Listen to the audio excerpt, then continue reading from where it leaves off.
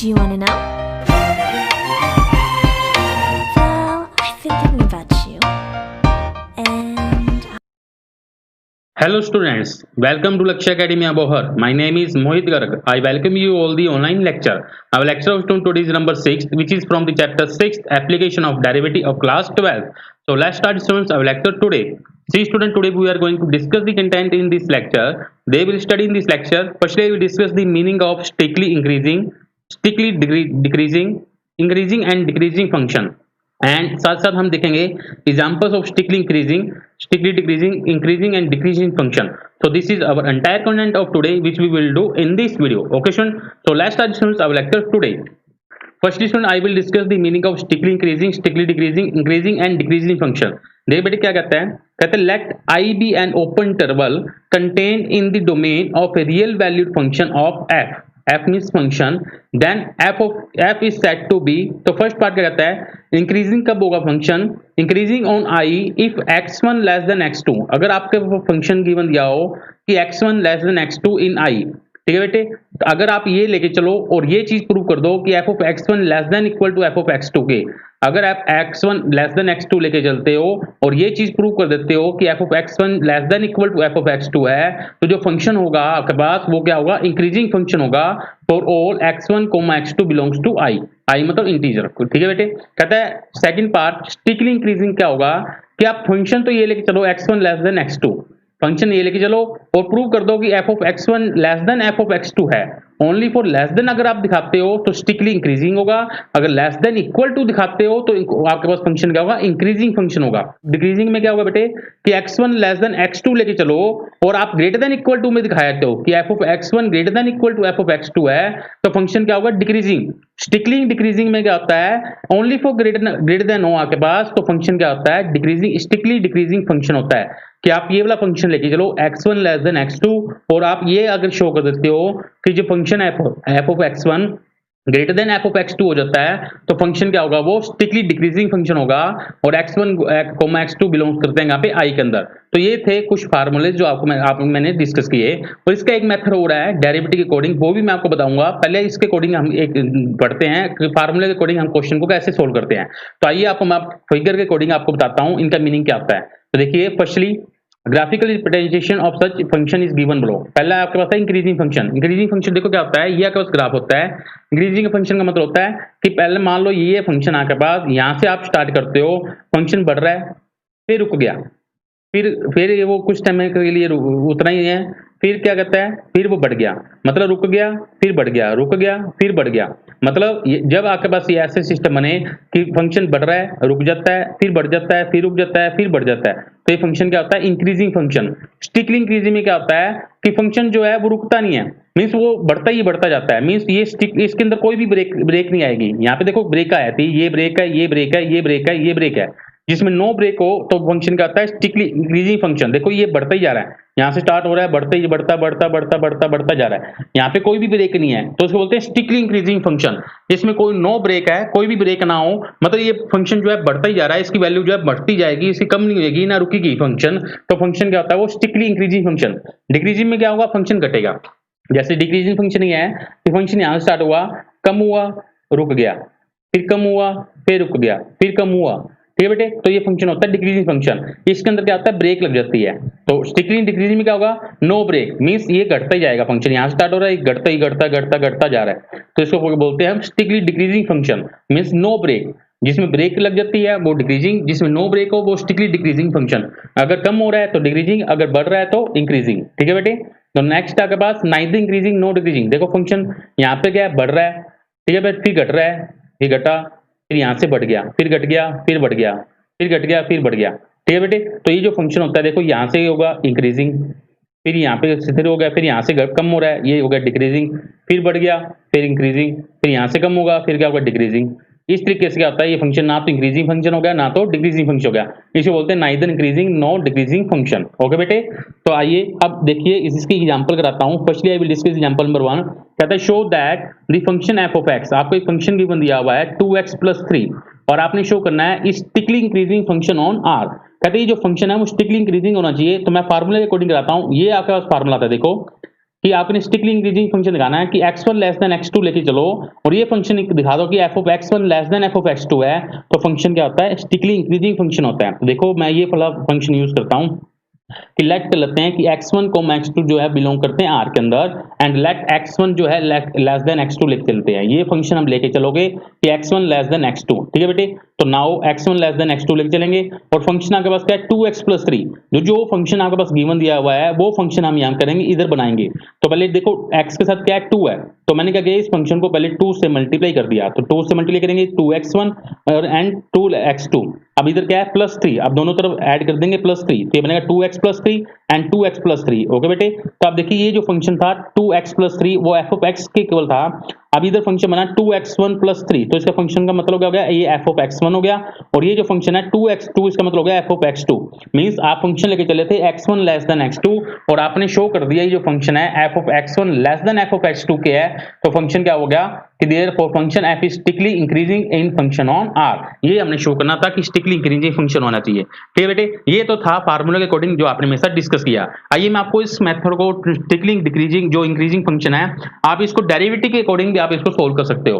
तो मैं आपको डेरिवेटिव के अकॉर्डिंग भी आपको स्टेप बताता हूं कि डेरिवेटिव के अकॉर्डिंग अगर आप इस फंक्शन को स्ट्रिक्टली इंक्रीजिंग शो करना चाहते हो तो किस तरीके से को शो कर सकते हो, ठीक है बेटे। तो आइए मेथड समझते हैं पहले डेरिवेटिव के अकॉर्डिंग यूजिंग डेरिवेटिव्स। अगर आपने डेरिवेटिव के अकॉर्डिंग अगर आपने क्वेश्चन को सोल्व करना हो कि आपने शो करना हो कोई फंक्शन डिक्रीजिंग है, डिक्रीजिंग है, स्ट्रिक्टली इंक्रीजिंग है, स्ट्रिक्टली डिक्रीजिंग है, तो किस मेथड से हम सोल्व करेंगे। देखो डेरिवेटिव के अंदर करना क्या होता है, स्टेप होते हैं। तो सबसे पहला स्टेप होता है कि आपको फंक्शन गिवन दिया होता है कि y is equal to f of x, ठीक है बेटे। ये सबसे पहला स्टेप है कि आपको फंक्शन गिवन दिया होगा कि आपने करना क्या है, ये क्वेश्चन आपके पास आपने फर्स्ट स्टेप क्या करना है कि आपने करना क्या है, सबसे पहले D by d x find करोगे, मतलब आपने क्या करना है D by d x find करना है, मतलब एफ डैश एक्स फाइंड करोगे, ठीक है बेटे। जो भी फंक्शन आपको गिवन दिया होगा उसका आप क्या करोगे d by d x find करोगे फर्स्ट स्टेप के अंदर, स्टेप नंबर 1। तो आपने D by d x find कर लोगे, मान लो इधर कोई ना कोई वैल्यू आपके पास आती है, ठीक है, ठीक है बेटे। उसके बाद आप क्या करोगे सेकंड स्टेप के अंदर आपने करना क्या है कि जो डी बाई डी एक्स की वैल्यू आएगी उसको इक्वल टू 0 लेके चलोगे, कि डी बाई डी एक्स को इक्वल टू 0 लेके चलोगे और आप यहां से करोगे find the value of x, find the value of x, और यहां से आप फाइंड करोगे find the value of x, x की वैल्यू आप यहां से क्या करोगे फाइंड करोगे। फिर थर्ड स्टेप क्या करोगे आप कि यहां से आप क्या करोगे, मान लीजिए आपके पास डी बाई डी एक्स की जो वैल्यू हुई है वो आपके पास मान लीजिए फैक्टर्स के अंदर आपने चेंज करना है इसको, कि मान लो आपके पास फैक्टर बने हैं x minus a, x minus b, x minus c. बेटे मान लीजिए इसकी जो वैल्यू आती है डी बाई डी एक्स की, मान लो ये 3 फैक्टर्स बनते हैं। जब आप इसको इक्वल टू 0 लेके चलोगे तो आप जब इसको इक्वल टू 0 लेके चलोगे तो x minus a equal to 0, x minus b equal to 0 and x minus c equal to 0। तो यहाँ से जो एक्स की वैल्यू आएगी एक ए आ जाएगी, यहाँ से बी आ जाएगी और यहाँ से एक्स की वैल्यू सी आ जाएगी, ठीक है बेटे। आप मान लीजिए आपके पास डी बाई डी एक्स की जो वैल्यू आएगी आपके पास वो मैंने जो भी वैल्यू थी उसके फैक्टर्स बना के लिख दिए। तो मेरे पास मान लीजिए 3 फैक्टर्स बनते हैं या 2 फैक्टर्स बनते हैं। फिर आप क्या करोगे डी बाई डी एक्स को इक्वल टू 0 लेके चलोगे और आपने क्या करना है find the value of x. मैंने 3 वैल्यूज आपने फाइंड कर ली, x equal to a, x equal to b and x equal to c. अब आपने करना क्या बेटे, अभी जो तीनों वैल्यूज हैं हम फर्स्ट स्टेप के अंदर पुट करेंगे। तो means d by d x के अंदर आप क्या करोगे, सबसे पहले x equal to a put करोगे, ठीक है बेटे। मान लीजिए जब आप इस फंक्शन के अंदर x वैल्यू a पुट करते हो और जो वैल्यू आपके पास आएगी अगर वो आती है ग्रेटर देन इक्वल टू 0, अगर वो फंक्शन आता है ग्रेटर देन इक्वल टू 0 या आपके पास वैल्यू आएगी इसकी लेस देन इक्वल टू 0 या 3 कंडीशन बनेगी, या वो फंक्शन आएगा इक्वल टू 0, ठीक है बेटे। तो आपके पास 3 चीजें आएगी, या तो ग्रेटर देन इक्वल टू 0 या लेस देन इक्वल टू 0 या इक्वल टू 0। जब फंक्शन आपके पास हो ग्रेटर देन इक्वल टू 0 तो आपके पास फंक्शन होता है डिक्रीजिंग इंक्रीजिंग फंक्शन। तो देयरफॉर जो फंक्शन होगा f of x is increasing function. क्या होगा आपके पास f of x is increasing function. अगर आपका लेस देन इक्वल टू 0 बनता है तो फंक्शन आपके पास क्या होगा, f of x is decreasing function, f of x is decreasing function. अगर आपका इक्वल टू 0 बनता है तो फंक्शन होता है f of x is neither increasing and not decreasing, ठीक है बेटे। तो ये आपके पास 3 वैल्यू है। तो मान लीजिए x इक्वल टू a पे ग्रेटर देन 0 आता है तो फंक्शन क्या हो जाएगा, इंक्रीजिंग फंक्शन हो जाएगा। इस पॉइंट पे x equal to a point पे अगर आपके पास x इक्वल टू बी पे less than equal to zero आता है तो फंक्शन क्या होगा, डिक्रीजिंग फंक्शन होगा। अगर x equal to c put करने पर इक्वल टू जीरो आता है तो फंक्शन क्या होगा, neither increasing nor decreasing. Means अगर आपके पास तीन वैल्यू पुट करने पर अगर इनमें से कोई फंक्शन आपके पास तो बनता है तो फंक्शन उसके अकॉर्डिंग आप ले लेना है। अगर ग्रेटर देन इक्वल टू बनता है तो इंक्रीजिंग, लेस देन बनता है तो डिक्रीजिंग, इक्वल टू बनता है तो नाइदर इंक्रीजिंग नॉर डिक्रीजिंग। ये तो है। अगर आपने पूछा हो स्ट्रिक्टली इंक्रीजिंग स्ट्रिक्टली डिक्रीजिंग तो यहाँ पे ओनली फॉर क्या आएगा, greater than, means greater than zero. अगर ग्रेटर देन जीरो होता है तो स्ट्रिक्टली इंक्रीजिंग बन जाएगा। अगर आपके पास लेस देन जीरो होता है तो आपके पास क्या बन जाएगा, स्ट्रिक्टली डिक्रीजिंग। अगर आप इक्वल टू जीरो में तो इक्वल टू जीरो होता है। ठीक है बेटे, ये थे स्टेप डेरिवेटिव के अकॉर्डिंग आप इसको क्वेश्चन को सोल्व कर सकते हो। ये मेथड है यूजिंग डेरिवेटिव कि आपको फंक्शन दिया होगा f of x y is equal to f of x. सबसे पहला स्टेप आपने करना क्या है, डेरिवेटिव फाइंड करना है। डेरिवेटिव जो भी आपके पास आएगा उसको फैक्टर में चेंज कर लो ताकि एक्स की वैल्यू आप आसानी से फाइंड कर सकते हो। फिर सेकंड जो स्टेप करना है, जो भी आपके पास डी बाई डी एक्स की वैल्यू आएगी इसको इक्वल टू जीरो लेके चलोगे। फिर आप यहां से एक्स की वैल्यूज फाइंड कर लोगे। जो एक्स की वैल्यू आएगी वो फर्स्ट स्टेप के अंदर आप पुट करके देखोगे। अगर वैल्यू आती है greater than equal to zero तो फंक्शन होगा increasing, less than equal to zero आती है तो डिक्रीजिंग, इक्वल टू जीरो आती है नाइदर इंक्रीजिंग और नो डिक्रीजिंग। ठीक है बेटे, आइए अब इसके अकॉर्डिंग हम एक एग्जांपल करते हैं। देखिए सेकंड नंबर एग्जांपल कहते हैं show that 2x plus cot inverse x plus log square root of 1 plus x square minus x increasing in R. आपने इंक्रीजिंग शो करना है। तो सबसे पहले हम क्या करेंगे, देखो आपके पास फंक्शन गिवन दिया हुआ है कि इस फंक्शन को आप लेके चलोगे कि 2x plus cot inverse x plus log square root of 1 plus x square minus x, ये फंक्शन लेके चलेंगे और हम आपने शो करना है इंक्रीजिंग फंक्शन। तो सबसे पहले इस स्टेप को हम क्या करेंगे, डेरिवेटिव फाइंड करेंगे। देखो डेरिवेटिव फाइंड करते हैं तो आपके पास क्या बनता है, देखो एफ डैश एक्स फाइंड करते हैं तो 2x का जो डेरिवेटिव होगा वो आपके पास क्या होगा 2, कोट इनवर्स x का फार्मूला होता है माइनस 1 अपॉन में 1 प्लस एक्स स्क्वायर, log का डेरिवेटिव होता है 1 अपॉन में जो भी यहाँ फंक्शन है वो नीचे आ जाएगा, फिर इनटू में अगेन डेरिवेटिव इस फंक्शन का, तो इसका अगेन डेरिवेटिव लेंगे तो square root of 1 plus x square का डेरिवेटिव लेंगे तो 1/2, एक का पावर कम करेंगे तो 1 में से 1/2 माइनस करके माइनस 1/2 नीचे के बन जाएगा 1 प्लस एक्स स्क्वायर इनटू में फिर अगेन डेरिवेटिव इसका लेंगे 1 प्लस एक्स स्क्वायर का, 1 का डेरिवेटिव 0, एक्स स्क्वायर का डेरिवेटिव होता है 2x, ये माइनस एक्स का डेरिवेटिव होता है -1, ये 2 से 2 क्या हो जाएगा कैंसिल, तो आप इनका एलसीएम लोगे तो एलसीएम आ जाएगा square root of 1 plus x square, ये बनेगा x minus square root of 1 plus x square. ठीक है बेटे, ये आपके पास फंक्शन बन गया। अब आपने करना क्या बेटे, आप देखो ये जो फंक्शन है इधर देखो, इधर आपके पास क्या है x minus square root of 1 plus x square, इधर आपके पास है square root of 1 plus x square minus x. तो मैं क्या करता हूँ ऊपर वाली फंक्शन में से माइनस कॉमन ले लेता हूँ। जब माइनस कॉमन लूंगा तो ये माइनस की टर्म प्लस की हो जाएगी और ये प्लस की टर्म माइनस की हो जाएगी। तो माइनस कॉमन लिया तो प्लस था माइनस हो गया, तो ये बन गया square root of 1 plus x square minus x. तो ये दोनों फंक्शन क्या हो जाएंगे, कैंसिल हो जाएंगे। तो आपके पास सिर्फ ये बचेगा। आप देखो ये माइनस का 1 point square root of 1 minus x square और ये माइनस का square root of 1 plus x square. ठीक है बेटे, अब देखो ये माइनस ये चीज आपके पास है। आप इधर देखो आपने करना क्या है, माइनस कॉमन ले लिया दोनों में, इन दोनों में से माइनस कॉमन लोगे तो ये बनेगा 1 plus x square plus 1 by square root of 1 plus x square. दोनों का एलसीएम ले लोगे या आप एलसीएम ले लो चाहे जो मर्जी कर लो, मैंने दोनों का एलसीएम ले लिया तो 1 प्लस एक्स स्क्वायर एलसीएम आ जाएगा, तो इधर बनेगा square root of 1 plus x square plus 1।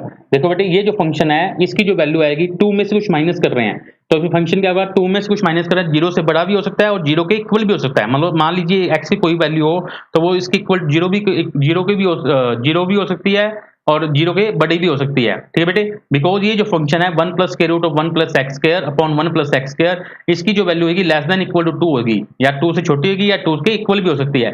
जो फंक्शन होगा बेटे वो क्या होगा आपके पास, f of x is increasing in R. तो बेटे ये जो फंक्शन था वो क्या फंक्शन होगा, इंक्रीजिंग होगा, बिकॉज ये जो फंक्शन है इसकी वैल्यू क्या होगी, लेस देन इक्वल टू 2 होती है। अगर इसकी value less than equal to 2 है तो हम क्या करेंगे, 2 से छोटी है तो मतलब 2 में से कुछ माइनस करेंगे, पॉजिटिव वैल्यू आएगी, या 2 की इक्वल हो सकती है तो 2 माइनस 2 करेंगे इक्वल टू 0, तो मींस ये फंक्शन आएगा ग्रेटर देन इक्वल टू 0। तो फंक्शन क्या हो गया, F of x is increasing in R. तो ये था आपके पास सेकंड नंबर एग्जांपल जो आपने मेरे साथ डिस्कस किया, क्योंकि आपको शो करना था कि फंक्शन है वो इंक्रीजिंग होना चाहिए आर के अंदर, तो मैंने सीधा डायरेक्ट कर दिया कि ये फंक्शन लेके चला। जो ये फंक्शन की वैल्यू है आपको एक्स की वैल्यू यहाँ से फाइंड नहीं कर सकते हो, अगर आप करना भी चाहते हो तो कर सकते हो, इसको इक्वल टू 0 लेके चलोगे, एक्स की वैल्यू निकाल लोगे, फिर एक्स की वैल्यू इधर पुट करोगे, फिर आप देखोगे ये फंक्शन क्या आ जाएगा, इंक्रीजिंग फंक्शन आ जाएगा। आप डायरेक्ट भी कर सकते हो और इसको आप वैल्यू को फाइंड करके भी इसको सोल्व कर सकते हो। ठीक है बेटे, ये था एग्जाम्पल नंबर 2 जो आपने मेरे साथ डिस्कस किया। आइए एग्जाम्पल नंबर 3 करते हैं। एग्जाम्पल नंबर 3 में देखो क्या कहता है, फाइंड द इंटरवल्स। इंटरवल्स कैसे फाइंड करते हैं बेटो, देखो इंटरवल्स के अंदर क्या करना होता है, ये जो चैप्टर ये वाला जो मैंने आपको स्टेप बताया था d by d x equal to 0, यहाँ से जब एक्स की वैल्यू आप फाइंड करते हो x equal to a, x equal to b, x equal to c, ये जो पॉइंट्स होते हैं इनसे इंटरवल्स बनते हैं। यहाँ से क्या बनेंगे, इंटरवल्स।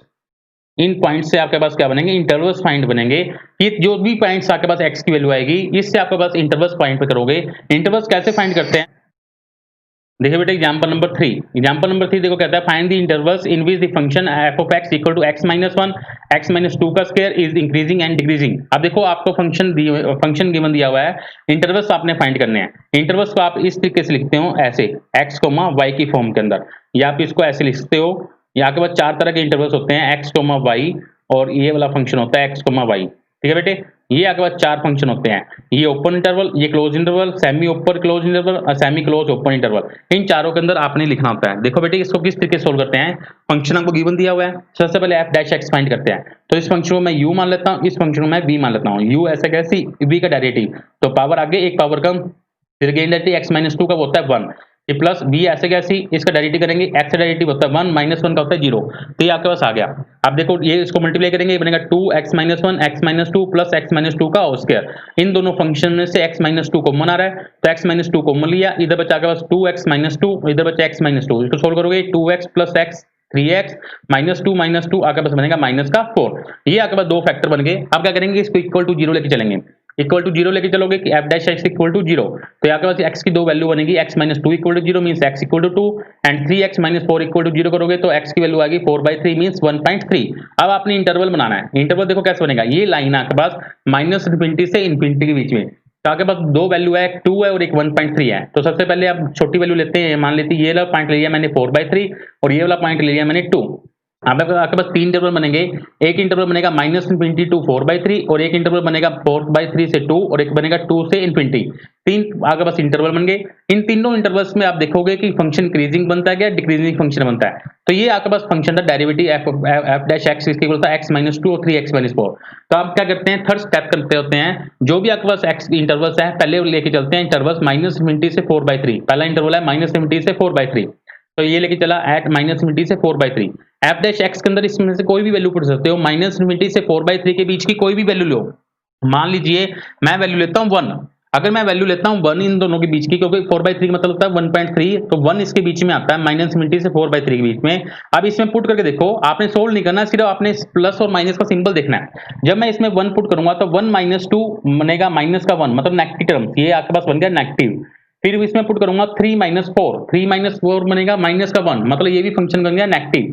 देखो नेगेटिव इंटू नेगेटिव करोगे तो क्या बनेगा आपके पास पॉजिटिव। तो इस इंटरवल के अंदर मैं एफ डैश एक्स के अंदर वैल्यू पुट करता हूं तो मेरे पास फंक्शन बनता है पॉजिटिव वैल्यू। पॉजिटिव वैल्यू का मतलब होता है ग्रेटर देन इक्वल टू 0, मतलब वही पॉजिटिव वैल्यू आएगी, ये मतलब फंक्शन होगा greater than equal to 0।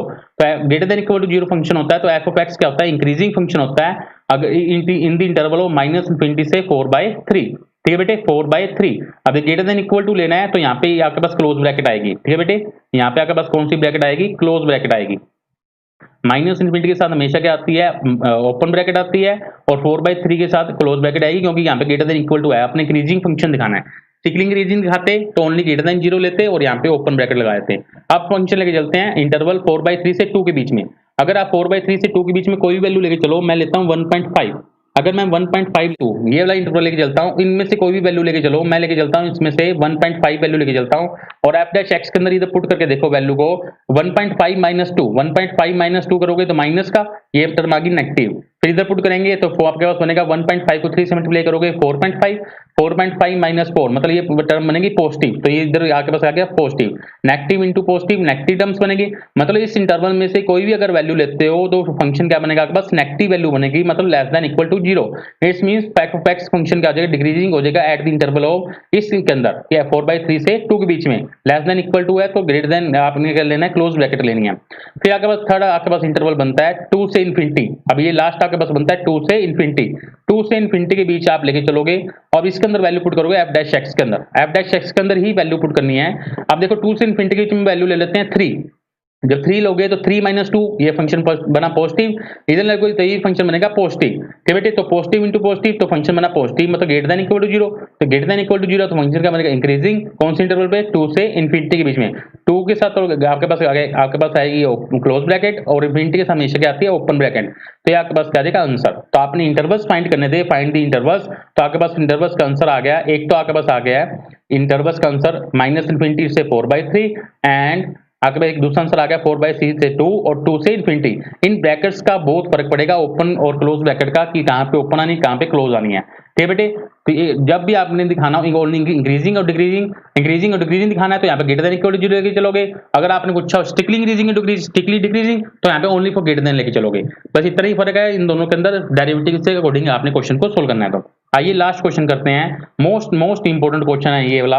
Example number 4 is most important question by 4 marks and 6 marks के लिए। ये जो क्वेश्चन है बेटे 4 मार्क्स में भी आ सकता है और 6 मार्क्स के अंदर भी क्वेश्चन पेपर के अंदर आ सकता है, क्योंकि सीबीएसई बोर्ड के अंदर ये जो क्वेश्चन है मोस्ट इंपोर्टेंट क्वेश्चन है, बहुत बार रिपीट होता है पेपर के अंदर। तो देखो फंक्शन क्या कहता है, prove that y is equal to 4 sin theta upon 2 plus cos theta minus theta strictly increasing function of theta in 0 से π/2। ये ओपन ब्रैकेट दी हुई है, ना तो 0 लेना ना π/2 लेना, इन बीच की वैल्यू आप ले सकते हो। अब देखो ये फंक्शन गिवन है, इस फंक्शन को मैं लेके चला, तो मैंने क्या किया, सबसे पहले मैंने इस फंक्शन को कैसे सोल्व कर रहा हूँ, मैंने डेरिवेटिव ले रहा हूँ। डेरिवेटिव लेंगे y का d/d theta respect to theta लेंगे, तो ये u/v मेथड लगाएंगे। u/v मेथड क्या होता है, v का स्क्वायर, फिर v ऐसे कैसे u का डेरिवेटिव, 4 ऐसे कैसे sin का डेरिवेटिव होता है cos थीटा, फिर माइनस, फिर 4 sin थीटा ऐसे कैसे, इसका डेरिवेटिव लेंगे 2 का 0 cos का होता है माइनस sin थीटा। अब इसको सोल्व करेंगे तो बनेगा 2 को 4 cos थीटा से मल्टीप्लाई करोगे 8 cos थीटा, cos थीटा को 4 cos थीटा से मल्टीप्लाई करोगे 4 cos square theta minus minus plus 4 sin square theta.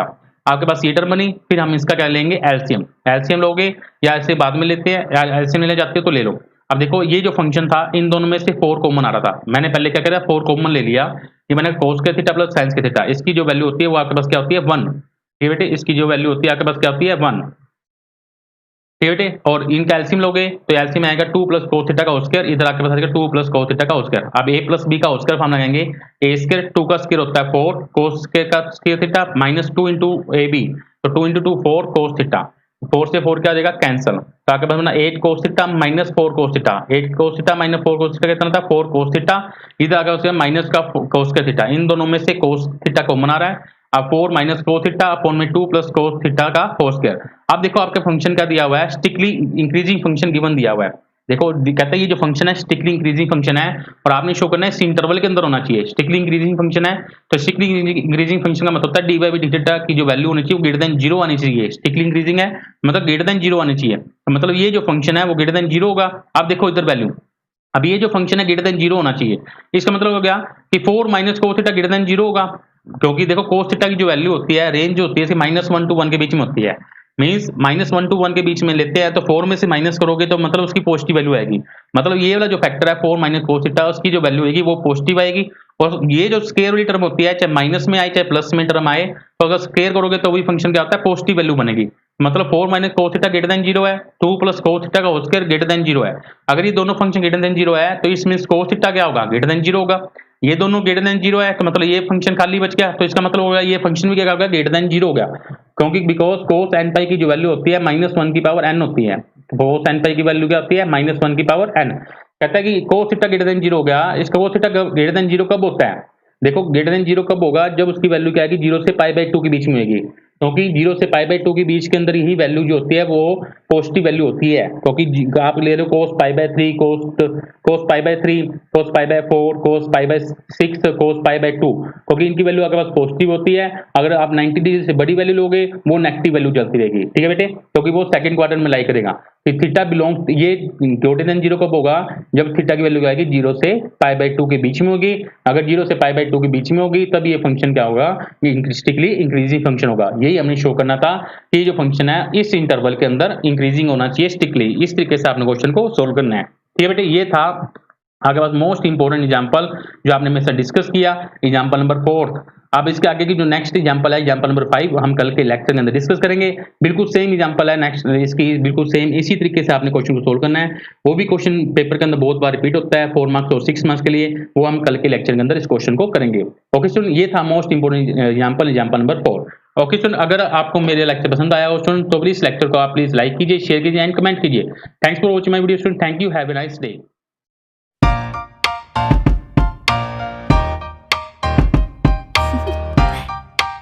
Do you want to know?